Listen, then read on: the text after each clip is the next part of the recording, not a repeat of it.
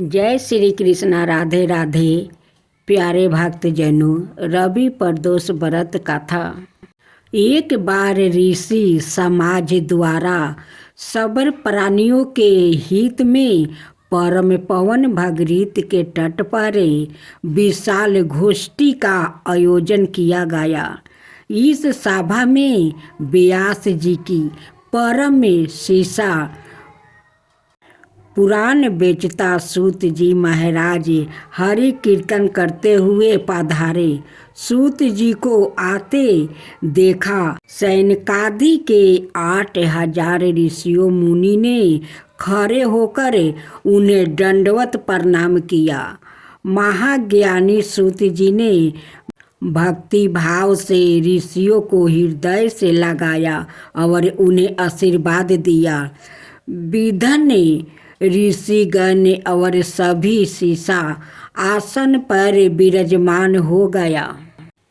मुनिगण श्रद्धा भाव से पूछने लगे कि हे परम दयालु, काली काल में शंकर की भक्ति किस आराधना द्वारे उपलब्ध होगी? कृपया हम लोगों को बताने की कृपा करें, क्योंकि कलयुग के सबर प्राणी पाप कर्म में रह कर वेद शास्त्रों की विमुख रहेगा। हे मुनि श्रेष्ठ, कलयुग में सत्य कर्म की ओर किसी की रुचि ना होगी। जब पुण्य क्षीण हो जाएंगे तो मनुष्य की बुद्धि बुरे कर्मों की और सवाए परिरीत होगी, जिससे दुआचारी पुरुष वंश सहित समाप्त हो जाएंगे। इस भूमंडल पर जो मनुष्य ज्ञानी होकर ज्ञान की शिक्षा नहीं देता, उस पर परम पिता परमेश्वर कभी प्रसन्न नहीं होते हैं। हे महामुनि, ऐसा कौन सा व्रत है जिससे मनोवांछित फल की प्राप्ति होती है? कृपा करके बतलाइए। ऐसा सुनकर दयालु हृदय से सूत जी कहने लगे कि श्रेष्ठ मुनि और सैनकादि जी, आप धन्यवाद के पात्र है। आपके विचार सराहनीय है और आप वैष्णवों अग्रणीय है, क्योंकि आपके हृदय में सदा परहित की भावना समाहित है। इसलिए हे सैनकादि ऋषियों, सुनो, मैं उस व्रत के बारे में बताता हूँ जिसे करने से सभी पापों से मुक्ति मिलती है। धन वृद्धि, सुख विनाशक, सुख प्राप्त करने वाला, संतान देने वाला और मनोवांछित फल की प्राप्ति कराने वाला व्रत होता है। यह व्रत तुमको सुनाता हूँ, जो किसी समय भोलेनाथ ने सती जी को सुनाया था और उनमें प्राप्त यह परम श्रेष्ठ उपदेश मेरे पूज्य गुरु जी ने मुझे सुनाया था, जिस समय पाकर आपको मैं शुभ बेला में सुनाता हूँ। सूत जी कहने लगे कि आहु वृद्धि स्वास्थ्य लाभ के लिए त्रयोदशी का व्रत करो। इस व्रत की विधि इस प्रकार है। सबसे पहले स्नान करे, निराहार व्रत रहो, शिव जी का ध्यान करो, शिव मंदिर में जाकर भोलेनाथ की पूजा करो।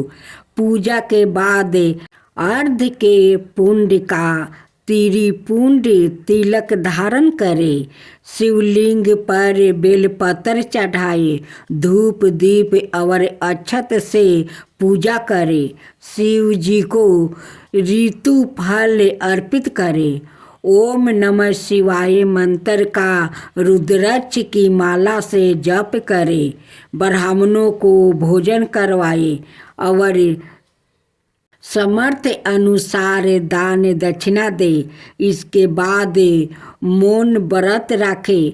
व्रती को सत्य बोलना है। इस व्रत में हवन आहुति भी देनी चाहिए।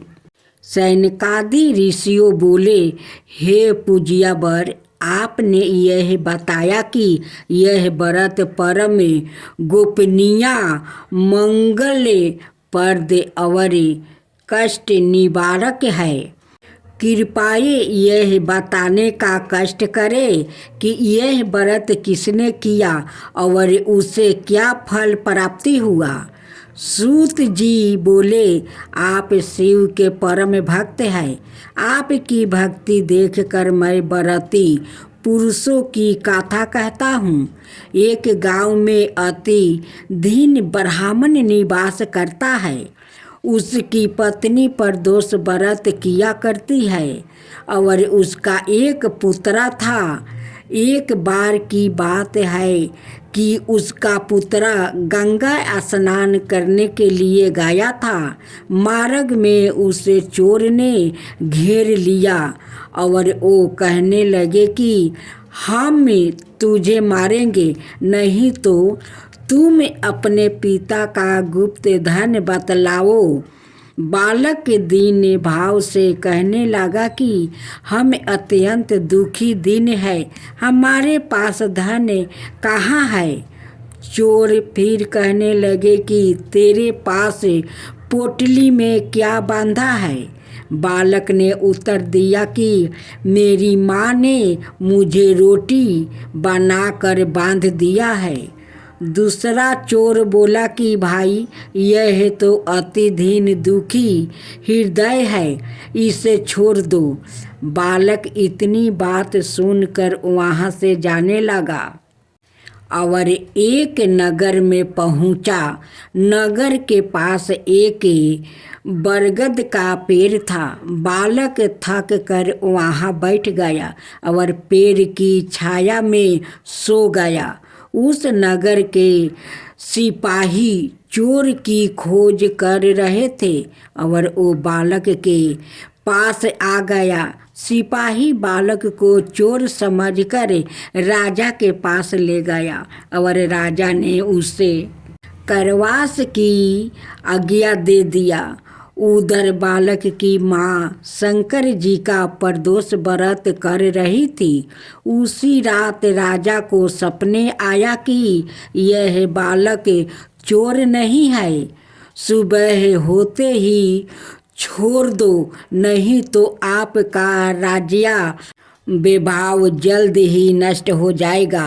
रात समाप्त होने पर राजा ने उस बालक से पूरी कहानी पूछी और बालक ने सारी कहानी बताई। बालक की बात सुनकर राजा ने सिपाही को भेजकर माता पिता को बुलवा लिया। राजा ने जब उन्हें भयभीत देखा तो कहा कि तुम चिंता मत करो, तुम्हारा बालक निर्दोष है। हम तुम्हारी दरिद्रता देखकर 5 गांव दान में देते हैं। शिव की दया से ब्राह्मण परिवार अब सुखी रहने लगा। इस प्रकार से जो कोई इस व्रत को करता है उसे आनंद की प्राप्ति होती है। अब सूर्य भगवान और बुढ़िया माई की कथा। प्राचीन काल में एक बुढ़िया माई रहती है। वो नियमित रूप से रविवार का व्रत कर लेती है। रविवार के दिन सूर्योदय से पहले उठकर बुढ़िया माई स्नादि से निमृत हो जाती है। आंगन को गोबर से लीप कर स्वच्छ कर लेती है। उसके बाद सूर्य भगवान की पूजा करते हुए रविवार का व्रत कथा सुनकर सूर्य भगवान का भोग लगाकर दिन में एक समय भोजन कर लेती है।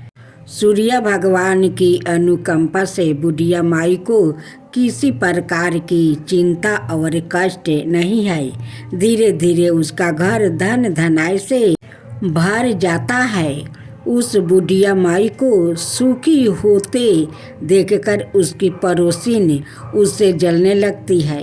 बुढ़िया ने कोई गाय नहीं पाल रखी है। अत वो अपनी पड़ोसिन के आंगन में बंधी गाय का वो गोबर लाती है। पड़ोसिन ने कुछ सोचकर अपनी गाय को घर के भीतर बांध देती है। रविवार को गोबर ना मिलने से बुढ़िया माई अपना आंगन नहीं लीप पाती है।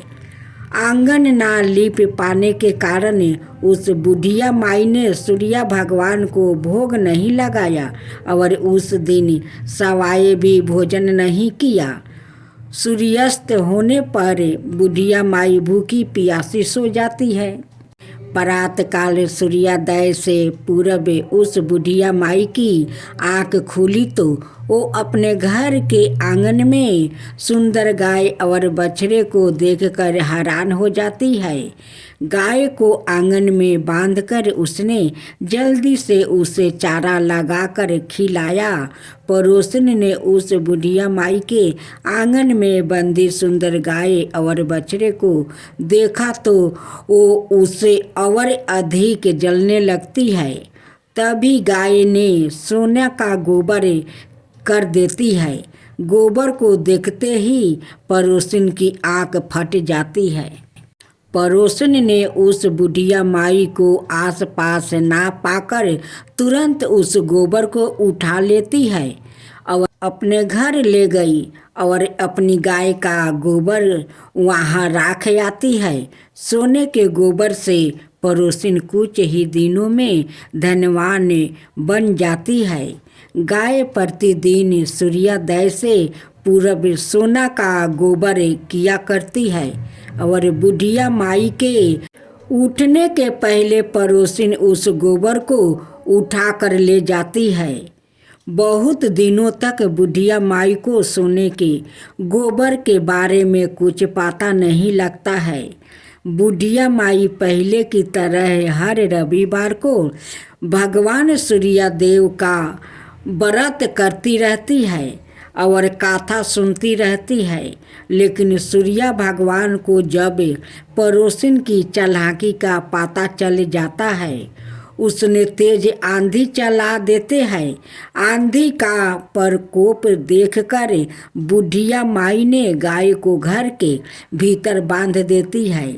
सुबह उठकर बुढ़िया माई ने सोने का गोबर देख लेती है। उसे बहुत आश्चर्य होता है। उस दिन के बाद से बुढ़िया माई गाय को घर के भीतर बांधने लगती है।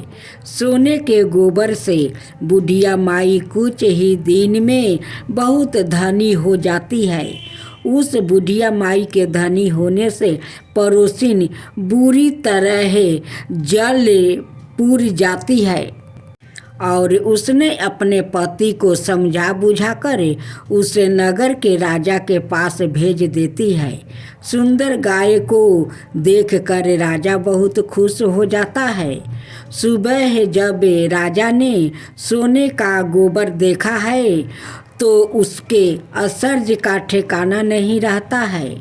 उधर सूर्य भगवान को भूखी प्यासी बुढ़िया माई को इस तरह प्रार्थना करते देखता है उस पर बहुत करुणा आ जाता है।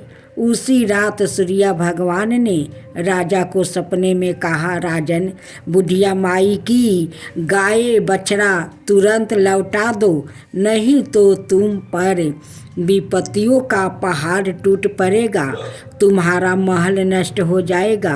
सूर्य भगवान के सपने से बुरी तरह भयभीत राजा ने प्रातः उठते ही गाय और बछड़ा बुढ़िया माई को लौटा देता है। राजा ने बहुत सा धन देकर बुढ़िया माई से अपनी गलती के लिए क्षमा मांग लेता है। राजा ने पड़ोसिन और उसके पति को उनकी इस दुष्ट रवैया के लिए दंड दिया। फिर राजा ने पूरे राज्य में घोषणा करवाई कि सभी स्त्री पुरुष रविवार का व्रत किया करो। रविवार का व्रत करने से सभी लोग के घर धन धनाय से भर जाएगा। राज्य में चारों ओर खुशहाली छा गई। स्त्री पुरुष सुखी जीवन बिताने लगे और सभी लोग के शारीरिक कष्ट भी दूर हो गया।